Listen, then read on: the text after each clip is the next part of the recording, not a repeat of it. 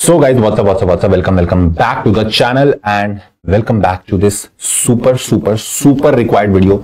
Sir देखो, अब जितना हमको पेन लेना था, जितना हमको परेशान होना था, जितना हमको टेंशन लेनी थी, वो हमने ले ली कल। ठीक है, that already we have taken and उसको अब हमको साइड रख के अब हमको दिमाग से सोचना है that yes I have to clear in the coming attempt. और उसके लिए मुझे क्या करना है, उसके लिए मुझे कैसे करना है, क्या प्लानिंग करनी है, for that I am making this video. तो please subscribe the channel, please like the video and subscribe the channel की बहुत सारी चीजें जो है वो अभी चैनल पे आने वाली है। Not only this strategy video, not only this planning video, I am going to come up with everything and this video is not only and only for law. ये सिर्फ लॉ के लिए नहीं है, इसके अंदर मैं बात करने वाला हूं पूरी प्लानिंग के बारे में कि अगले 60 दिन के अंदर तुम लोग कैसे कैसे क्या क्या चीजें कर सकते हो जिससे कि आपको हेल्प हो जाएगी और आप जनवरी 26 वाले अटेम्प्ट में क्लियर कर लोगे। ठीक है, इस वीडियो के अंदर एक तो planning I am going to discuss, दूसरी चीज की कुछ बहुत इंपॉर्टेंट बोनस टिप्स मैं तुमको बताने वाला हूं which you have to incorporate in your preparations. ठीक है, उसको आपको अपनी प्रिपरेशंस के अंदर उतारना है।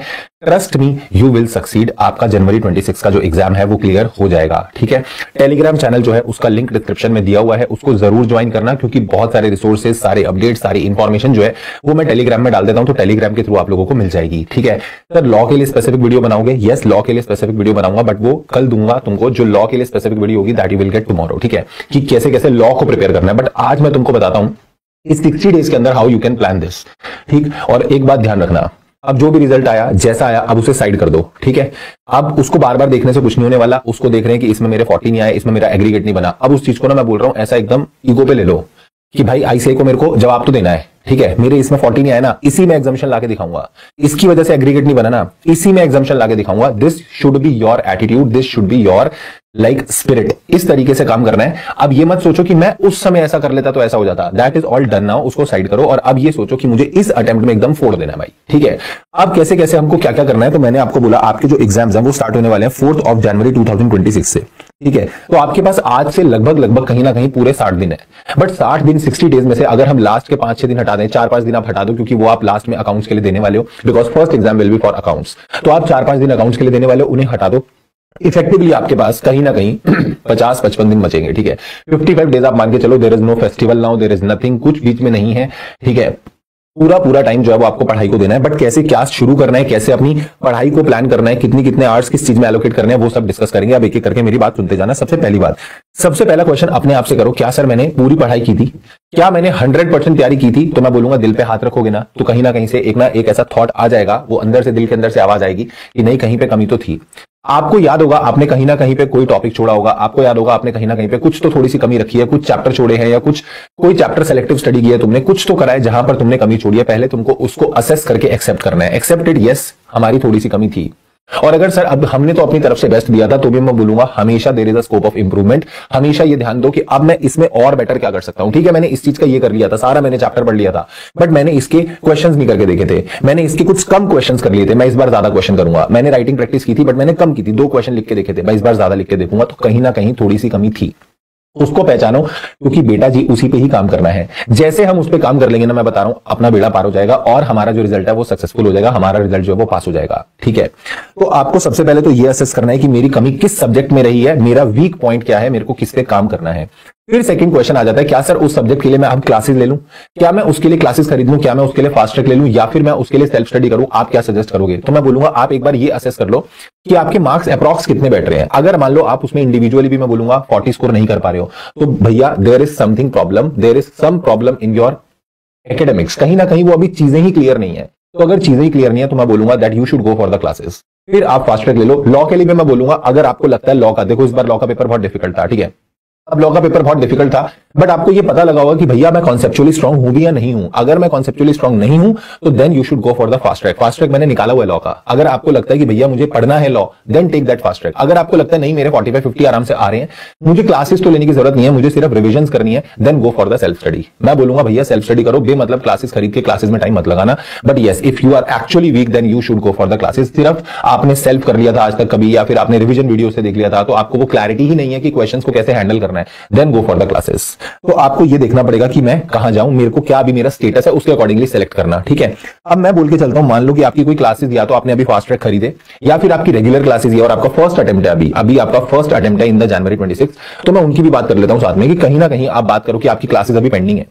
तो मान के चलना भैया, अगर आप जैसे फास्ट ट्रैक भी खरीदते हो या आपकी कोई क्लासेस पेंडिंग है, तो मैं बोलूंगा फास्ट ट्रैक में अगर आप प्रैक्टिकल सब्जेक्ट का फास्ट ट्रैक लोगे तो कहीं ना कहीं आपको 120-130 घंटे देने पड़ेंगे, अगर आप थोड़ी सी स्पीड पे उसको देखोगे तो। बट प्लीज 2 की स्पीड पे मत देखना, ठीक है बाबू, प्लीज 2 की स्पीड पे मत देखना, वरना क्या होगा, सिर्फ ड्यूरेशन खत्म हो जाएगी और क्लास का कुछ समझ में नहीं आएगा, कुछ रिटेन नहीं रहेगा। तो आपको कहीं ना कहीं 120-130 घंटे जो है वो देने पड़ेंगे इन द प्रैक्टिकल सब्जेक्ट। 80-90 घंटे में मान के चलता हूं कि कहीं ना कहीं तुम्हारे फास्ट ट्रैक में जाएंगे थ्योरी वाले पेपर के अंदर, चाहे आप ग्रुप 1 के लिए जा रहे हो, चाहे आप ग्रुप 2 के लिए जा रहे हो। If you are going for group 1, तो मैं बोलूंगा कि कहीं ना कहीं ग्रुप 1 के लिए आपके जो थ्योरी का पेपर हो गया वो लॉ और अकाउंट्स और टैक्स जो है आपका प्रैक्टिकल हो गया। ऐसे ग्रुप 2 में ऑडिट आपका थ्योरी हो जाएगा और कॉस्टिंग और जो एफएमएसएम है वो आपका प्रैक्टिकल हो जाएगा। तो ये आप उसी तरीके से प्लान कर लेना आपका कौन सा ग्रुप है, ग्रुप 1 है या ग्रुप 2 है, ठीक है। अगर सर मैं मानता हूं कि मेरा जो टोटल अमाउंट, टोटल ड्यूरेशन जो है ना, total duration of the classes मेरी पेंडिंग है अप्रॉक्स, कहीं ना कहीं मैं बोल रहा हूं कि ये मेरा बैठेगा 220 घंटे के आसपास। मैं अपर एंड पे लेके चल रहा हूं, आप मान के चलो 220-230 घंटे बैठेगा, ठीक है। अब जब आप पेपर देने जाओगे तो ये तो बात तय है कि पेपर देने से पहले आपको सिर्फ और सिर्फ 25 घंटे मिलेंगे पढ़ने के लिए, यानी कहीं ना कहीं 1.5 दिन मिलता है। आप आज अकाउंट्स का पेपर देके आए तो आपको आज के बाद कितना दिन मिलेगा, आपको आज के बाद सिर्फ आज जब आओगे 5-6 बजे तक आओ, 5 बजे तो पेपर खत्म होगा, 6 बजे तक आओगे, 7 बजे भी पढ़ने बैठे 12 बजे तक पढ़ पाओगे, कहीं ना कहीं आपका सिर्फ और सिर्फ कितना होगा, आपका सिर्फ और सिर्फ 7 से 12 5 घंटे का आउटपुट निकलेगा। फिर अगले दिन का आपको दिन मिल जाएगा और फिर उसके बाद जो पेपर वाले दिन सुबह थोड़ा सा आपको टाइम मिल जाएगा। टोटल मिला मिलू के मैं बोल रहा हूं मोटा मोटी कहीं ना कहीं आपको 25 घंटे के आसपास मिलेगा। तो जो चीज को आपको 25 घंटे में रिवाइज करना है, आपको उसको थोड़ा सा बैक कैलकुलेट करके सोचना पड़ेगा कि जो चीज मैं आज पेपर से एक दिन पहले 25 घंटे में रिवाइज करना चाहता हूं, तो मैं उसको उससे पहले कितने टाइम में रिवाइज करूं, उससे पहले मैं कितने टाइम में रिवाइज करूं, और आपको कम से कम 2 रिवीजन तो करनी पड़ेगी। तो अगर मैं बोलूं लॉ की बात करूं तो कहीं ना कहीं 60 घंटे आप रिवीजन के लिए दोगे, और ये तो मैं अभी क्लासेस के अलावा बात कर रहा हूं, आप कम से कम 60 से 70 घंटे थ्योरी पेपर के लिए रिवीजन के लिए दोगे फर्स्ट रिवीजन में, क्योंकि फर्स्ट रिवीजन में you have to give time जिससे आपको चीजें लर्न करनी है, because this will help you to retain the things. आपको चीजें याद तभी रहेंगी जब आप फर्स्ट रिवीजन में अच्छे से याद करके बैठे हो, वरना सेकंड रिवीजन में भी सेम टाइम लगेगा। आप ऐसा सोचते हो ना कि बस मैं 5 दिन के अंदर पूरा लॉ रिवाइज कर लूंगा, देखो 20-30 घंटे के अंदर मैंने लॉ रिवाइज कर दिया, 40 घंटे के अंदर मैंने कर दिया, तो सेकंड टाइम भी 40 घंटे ही लगेंगे, फिर उसका क्या फायदा हुआ। तो आप यही करते करते एग्जाम तक आ जाते हो, और फिर एग्जाम से एक दिन पहले सोचते हो जो मैं 50-50 घंटे में पढ़ के आ रहा हूं, अब मैं उसे सीधा एकदम 20 घंटे में कवर कर लूं, तो वो तो पॉसिबल नहीं है। तो आपको कहीं ना कहीं एक लर्निंग कर्व बनाते हुए चलना है, आपको ये दिमाग में रख के चलना है जो चीज मेरी आज 60 घंटे में हुई है, मेरे को उसे सेकंड रिवीजन में 35-40 घंटे के अंदर खत्म करना है, देन उसके बाद मैं उसको 1.5 दिन में कवर कर पाऊंगा। This should be the flow. आप सोचो मैं आज कोई चीज को रिवाइज करूं 80 घंटे में और फिर एग्जाम से एक दिन पहले उसे ही समेटने की कोशिश करूं 25 घंटे में, तो इट इज टोटली रॉन्ग, ये नहीं करना है आपको, ठीक है। तो आपको फर्स्ट रिवीजन में कहीं ना कहीं इतना टाइम देना पड़ेगा। टोटल आपकी फर्स्ट रिवीजन के आवर्स हो जाएंगे अप्रॉक्स 240। सेकंड रिवीजन में मैंने बोला कहीं ना कहीं आपको लगेंगे 130 घंटे के आसपास, और ये टोटल रिवीजन करने में आपको लगेंगे 370 आवर्स। और मैंने बोला जो आपकी क्लासेस पेंडिंग थी कहीं ना कहीं उसमें 220 से 230 घंटे लगेंगे, तो मान के चलो आपको टोटल 600 घंटे चाहिए। अब सर ये 600 घंटे मैं निकालूंगा कैसे, क्योंकि 60 दिन है मेरे पास, पर मैंने लास्ट के 5 दिन तो हटा दिए, क्योंकि उस दिन में से तो मुझे क्या करना है, उस दिन में तो मुझे अकाउंट्स पढ़नी है सिर्फ, तो बचे मेरे पास 55 डेज अप्रॉक्स। तो मैंने बोला कहीं ना कहीं 600 घंटे को आप एलोकेट कर दो इन द 55 डेज, और आपका एक दिन का आउटपुट निकला 11 घंटे। आपको कम से कम 11 घंटे एक दिन पढ़ना पड़ेगा। सर आपको नहीं लगता ये 11 घंटे बहुत कम आ रहे हैं, मतलब अभी इस समय तो हमको 15-16 घंटे पढ़ना चाहिए। तो मैंने इसमें आरटीपी कहां लिया, मैंने इसमें आरटीपीस कहां लिए, मैंने इसमें एमटीपीस कहां लिए, मैंने इसमें मॉक टेस्ट कहां लिए, मैंने इसमें एमसीक्यूज कहां लिए। अभी तो मैं ये बोल रहा हूं कि तुम क्लासेस कर रहे हो, रिवीजन कर रहे हो, आपको राइटिंग प्रैक्टिस साथ में करके देखनी है, और आपको आरटीपीस करके देखनी है, एमटीपीस करके देखनी है, टेस्ट देने हैं, तो वो सब के लिए भी तो टाइम चाहिए। तो ये तो मिनिमम टाइम मैंने बोला कि तुम्हें कम से कम 11-12 घंटे देने पड़ेंगे, और 1-1.5 घंटा और एक्स्ट्रा निकालो डेली का कि आपको क्या करना है, उसमें आरटीपीस के क्वेश्चन करके देखने हैं, एमटीपीस के क्वेश्चन करके देखने हैं। जब आपका वीकली पूरा टारगेट कंप्लीट हो जाए, अपीयर फॉर द टेस्ट, मेरे को टेस्ट के लिए अपीयर करना है, ताकि मैंने जितना इस हफ्ते में पढ़ा मैं एटलीस्ट एक टेस्ट दे दूंगा तो मेरे को कॉन्फिडेंस आएगा, yes I am able to do it, I am able to do it. But मैं तुमको बोल रहा हूं कि इसके लिए ना आपको चाहिए होगी एकदम भयंकर वाली डेडिकेशन। अब तुम सोचो कि नहीं मैं तो आज क्या करूंगा, 11 घंटे में बैठा, और 11 घंटे बैठने के बाद ठीक है मैंने कुछ पढ़ लिया, नहीं पढ़ा, किसी दिन पढ़ लिया, किसी दिन नहीं पढ़ा, तो भैया फिर काम नहीं बनेगा बेटा जी, ये मान लो, फिर प्रॉब्लम हो जाएगी। और अगर आपने ये चीज करी ना, तो these things will cost you the January 26 attempt. आपको फिर वहां पर भी खामियाजा भुगतना पड़ेगा। मैं नहीं चाहता कि वो हो, तो please try to understand, at least 11 घंटे 12 घंटे तुमको एक दिन में देने पड़ेंगे, ठीक है। तो अब मैं तुमको बताऊं कि ये जो 1.5 घंटा और मैंने बोला है, आपने 11-12 घंटे तो जिसमें आपकी क्लासेस और वो सब निपट गई, अब वो भी कैसे करनी है वो भी अभी मैं बताऊंगा, क्लासेस के साथ रिवीजन कैसे करनी है वो भी अभी मैं बताऊंगा, मेरी बात ध्यान से सुनना। मैंने बोला कि आपकी कहीं ना कहीं जो है ये 1-1.5 घंटा आप दोगे राइटिंग प्रैक्टिस में, आरटीपीज में, एमटीपीज में, ठीक है। बट आपको 11-12 घंटे, अब जो मैं बोनस टिप्स बताने जा रहा हूं ध्यान से सुनना, 11-12 घंटे आपको इफेक्टिव निकालने हैं। इफेक्टिव का मतलब होता है प्रोडक्टिव आवर शुड बी 11-12 घंटे, 11-12 घंटे की सिटिंग नहीं है सिर्फ। आप सोचते हो मैं बैठा 12 घंटे हूं, मैं तो सर ने बोला था 12 घंटे, मैं 12 घंटे बैठा हूं, उसमें से पढ़े कितना 8 घंटे 4 घंटे। ये नहीं होना चाहिए कि 2 घंटे बैठे फिर 1 घंटे का ब्रेक, फिर 2 घंटे बैठे फिर 1 घंटे का break. This should not be the case. बैठो 11-12 घंटे का इफेक्टिव स्टडी निकालना है, मतलब आपका ओवरऑल जो ड्यूरेशन रहेगा वो 15 घंटे के आसपास रहेगा और आपको 11-12 घंटे पढ़ाई करनी है उसमें, ठीक है। ये अगर अभी नहीं करोगे ना तो आगे आने वाले टाइम पे अभी लगेगा अभी तो स्टार्ट ही हुआ है, अभी तो 2 महीने हैं, मेरे पास टाइम है। कोई टाइम नहीं है, 2 महीने यूं निकल जाएंगे और आपको पता नहीं चलेगा। तो आपको आज से ही ये बात सेट करनी है। आज के बाद मैं एक भी दिन वेस्ट कर नहीं सकता, एक भी दिन मैं वेस्ट नहीं कर सकता। मेरे पास एक सिंगल डे नहीं है वेस्ट करने के लिए, बिकॉज अगर मैंने एक सिंगल डे वेस्ट करा ना मेरा अटेम्प्ट वेस्ट हो जाएगा। ये बात दिमाग में डाल लो, ठीक है। दूसरी चीज कि अगर मान लो कभी कभी ऐसा हो जाता है कि किसी किसी दिन आपका ना कोई टाइम सेव हो जाएगा, जैसे फॉर एग्जांपल आप पढ़ने बैठे कोई सब्जेक्ट, ठीक है। आपने सोचा था मेरा ये मैंने स्लॉट बनाया कि 10 से लेके 1 बजे तक मैं बैठूंगा, 3 घंटे का स्लॉट है, इसमें चैप्टर कंप्लीट करूंगा। सपोज वो 2 घंटे में कंप्लीट हो गया। फिर तुमने कोई और चैप्टर उठाया, मान लो वो भी 3 घंटे का आपने सोचा था, वो भी 2 घंटे में कंप्लीट हो गया। अब आपके पास उस दिन में 2 घंटे बच गए, तुम तो खुश हो गए, ओए बल्ले बल्ले मेरे पास तो 2 घंटे बच गए, मैं 2 घंटे आज के दिन तो मजे ले ही सकता हूं क्योंकि मैंने आज का टारगेट तो कंप्लीट कर लिया ना। तो मेरे आज के 2 घंटे जो है उसको मैं अपने आप को रिवॉर्ड करूंगा, बैठ जाओ आराम से रिवॉर्ड करूंगा। आप ये सोचो कि जो आज 2 घंटे आपने सेव करे हैं, utilize it for the studies only. अभी टाइम बल्ले बल्ले करने का नहीं है, बल्ले बल्ले रिजल्ट वाले दिन होगी। आज ही बात को मानो, ये 2 घंटे ये नहीं बर्बाद करने, इन 2 घंटों के साथ नहीं खेलना है, ठीक है। ये 2 घंटे भी बहुत इंपॉर्टेंट है। इस 2 घंटे में बैठो, पढ़ाई करो, क्योंकि कोई ना कोई ऐसा टफ डे भी आएगा जिस दिन बिल्कुल पढ़ाई नहीं हो पा रही होगी।